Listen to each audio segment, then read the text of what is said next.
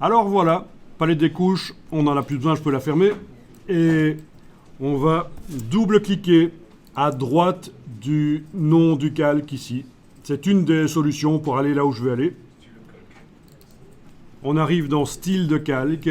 Et parmi les styles de calque qui sont donc les effets spéciaux, vous ne cochez pas les effets spéciaux, mais vous allez, vous êtes dans option de fusion. Alors ce qui m'intéresse ici, c'est le curseur du dessus. Et on va, pour optimiser la chose, on ne va pas le faire en prenant comme référence le gris, c'est-à-dire les trois couches, rouge, vert, bleu, c'est ça que ça veut dire.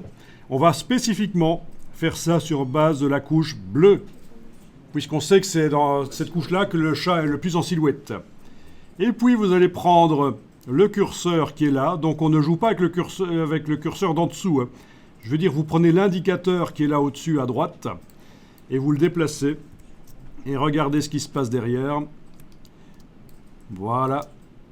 On rend ce qui est blanc invisible. Mais c'est quand même foireux pour l'instant. On est d'accord ? Mais ça marche. Vous voyez votre fond vert qui apparaît.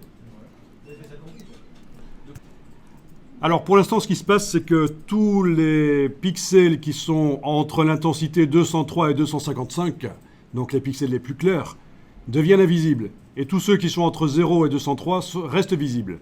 Il faut une zone de transition. On n'a que deux niveaux de transparence là, visible ou pas visible. Il faut plusieurs niveaux de transparence. Et pour ça, vous enfoncez la touche Alt et vous déplacez le curseur, l'indicateur là, et ça, il se sépare en deux. Et là, vous avez la transition. Et vous êtes en train de créer une transition. Alors, il faut les positionner correctement, de manière à essayer d'obtenir du flou. Ah, c'est pas grave si on voit le vert à travers le chat? Le vert à travers le chat, ça fait partie de la technique. Ah, ok.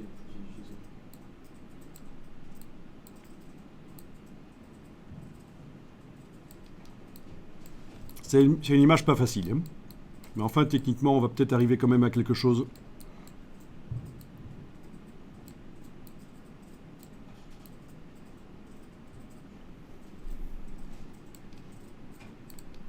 Voilà. Donc oui, il y a des taches de vert, mais ça, on va boucher ça vite fait. On va peut-être faire ça avec l'image suivante du lapin, d'ailleurs. Le bouchage des trous. Parce que cette image-ci est extrêmement difficile, en fait.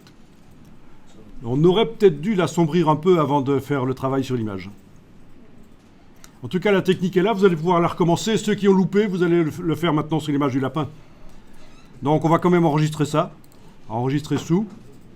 On appuie sur lequel, monsieur?